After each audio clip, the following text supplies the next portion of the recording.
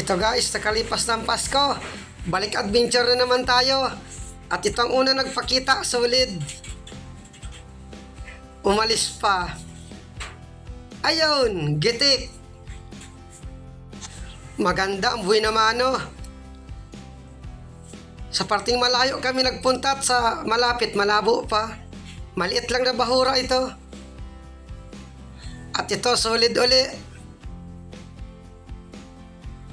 Ayun, gitik din.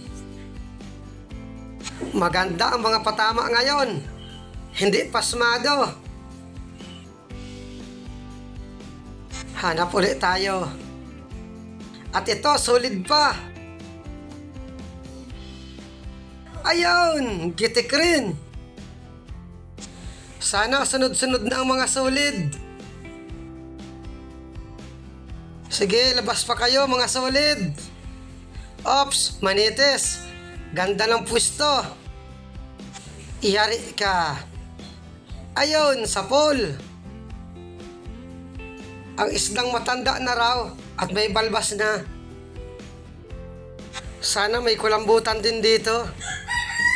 Ayun, manok. May isda dito sa ilalim ng bato. Kanuping. Ayan, sapol. Ngayon pa lang ako nakasisid sa bahurang ito. Dito sa amin, maraming bahura sa parting malayo. Simpuhan lang na madaanan. Kaya nadaanan namin ito, maliit lang. Tinisting namin. At ito, tikwe. Ayan, sapol. Sinasabawan namin ito. Malasa kapag sinabawan.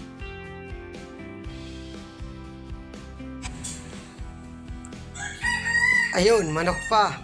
Ito, labahita, nasa ilalim ng bato. Nakatalikod pa. Intayin kong humarap. Ayaw humarap. Bahala na. Tiraidor na kung tiraidor. Ayun. Tinamaan ng aso. Ay hamal na aso ito. Labahita ang tinamaan. Aso ang nasaktan. Medyo nagtaas na ang presyo nito. 60 na, dati 40 hanggang 50. Walang napakitang kulambutan. Isdaan lang siguro ito. Ito may solid. Ops, may samaral dito sa kabila. Itang unahin natin. Ayun, sapol. Masarap din ito kapag sinasabawan. Lalo na't sariwa. Nasaan na yung solid na yon? Umalis pa siguro. Butat na andito pa. Kasamuna. Nakatago dito sa may bato. Ayun, sapol din. Ayos itong maliit na bahura. Mga first class na isda ang nakatira. Sana may kasama pa ang samaral na ito. Ito may kanuping. Nasa ilalim ng bato. Iyari ka. Ayun, gitik. Kahit walang kulambutan, basta lahat mga gandang klaseng isda. Portang linaw na ito. Ito, may kanuping pa. Ayun, sapol. 130 ang bili dito sa amin. Pero kung bibili ka sa palengke, 200 na ang kilo.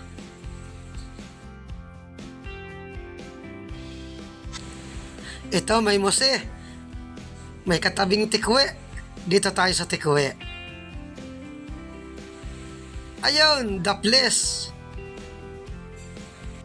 Buti at hindi lumangoy ng malayo. Ayun, gitik. Kapresyo lang ito ng punong at alatan. 60 hanggang 70 ang bilihan. Talagbago, nasa pinakailalim. Yari ka. Ayun, sapol. Yung dalawa kong kasama, sigurado rin na mga first class na isda ang makapanaan nun. Mabuti pa ang maliit lang na bahura at maisda pa. Hoy, kulambutan! Good size na ito. Yari ka. Ayun! Gitik! Thank you, Lord. At malaking kadagdagan ito sa pandurudugtong namin. Madalawang kilohid lang ito sa estimate ko. Awan ko sa estimate ninyo kung ilang kilo. Medyo mabilis ang langoy ko at malakas ang agos. Magalaw pa. Ito, dalagang bukid. Magalaw. Ayun, gitik. Ito ang dalagang bukid na sa dagat nakatira. Ang magandang makita in dalagang syudad at mapuputi iyon. Pag magkakita ako ng dalagang syudad, hindi ko papanain. Kukulatahin ko lang para mabungaw. Ops, samaral. May nakadikit na maliit na isda. Ayun, sapol. Hamal kang manok ka man. Tuloy-tuloy na naman ang mga pasaway ng mga manok na ito. Tulad rin ito ng talagbago at danggit. Masakit makatinik. Kaya lang, mas masarap ito sa talagbago at danggit. Paboritong luto ko dito, sinasabawan. Dito naman tayo sa parteng buhangin. Ito, manitis. Walang galaw. Sigurado ka na? Ayun, sapol. Andun pa. Wala nang tigil yan. Paksiw lang ang masarap na luto dito. Kapag inihaw, nadurog ang laman. Kulambutan naman sana. Ito, lapu-lapu. Ganda ng pwesto. Ayun, sapol. Salamat sa iyo, maliit na bahura. At makakadiling siya kami ng pandurdugtong.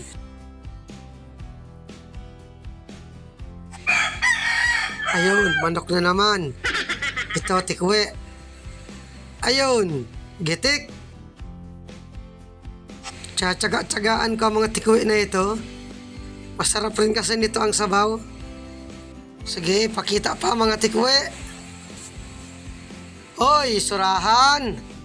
Sisiguraduhin ko na ito para may ihawin ang inakay ko. Aroy, tumago pa. Ay, hamal na yan. Dito ko puntahan sa kabila. Bahala ka sa buhay mong manok ka. Ito. Ayun, sapol. May ihawin ang inakay ko.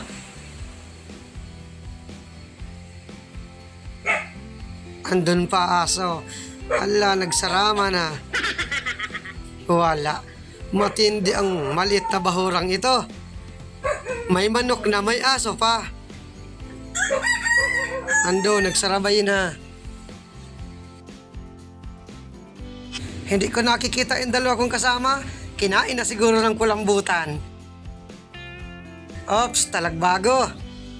Mga nakatago ang talagbago ngayon. Ganyan talaga kapag malamig na ang tubig. Ayun, sapol. Parang yelo na ang tubig. Kaya bihira ng makadalawang dive. Kaya lang madalawang dive kami ngayon at kailangan ng pangbagong taon. Ops, manok ay manok, manitis ay hamal na manok ito at ayun, gitik. Maraming uri ang manitis. May isang manitis na masarap ihawin. Hindi nadurog ang laman. Ito, nadurog ang laman nito kapag inihaw. Ano pa kaya ang sunod nating makikita? Oy, solid. Magalaw. Ayun, sapol. Normal na ito kapag amihan. Laging magalaw ng ilalim ng dagat. Nakawala pa. Buti at hindi lumayo. Kasauli. Ayun, gitik. Ito naman ang solid. Na malambot ang laman. Lagi kasing nakakapunit.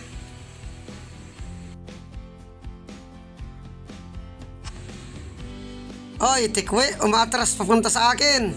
Yari ka. Ayun, sa pool. Ayos na ang pang-ulam kong tikwe. Marami-rami na. Surahan naman sana para madagdagan ang ihawin ng inakay ko. Ops, dalagang bukid. Nakatalikod pa. Haharap ka din. Ito, humarap na. Ayun, sa pool. Bihira ang dalagang bukid sa bahurang ito. May lugar talaga ang mga dalagang bukid. Mayroon talaga silang bahurang tinitirahan nila kapag gabi. Danggit. Danggit bahura ito. Ayun, gitik. Hindi pala. Kala ko gitik.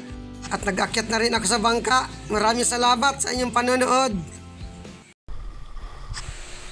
Ayos at magagandang klaseng isdaang nakatira dito sa malit na bahura. Kahit yung dalawa kong kasama, magagandang klaseng isda rin ang napana.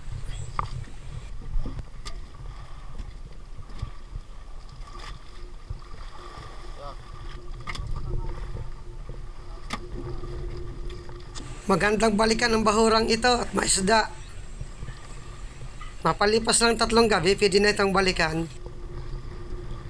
Buti na lang at may nadaanan kaming maliit na bahura. At nag-isang dive pa kami. Yung malaking bahura naman ang pinuntahan namin. Yung lagi namin na pagkukunan ng kulambutan. Kaya hanggang dito na lang muna ang una nating dive.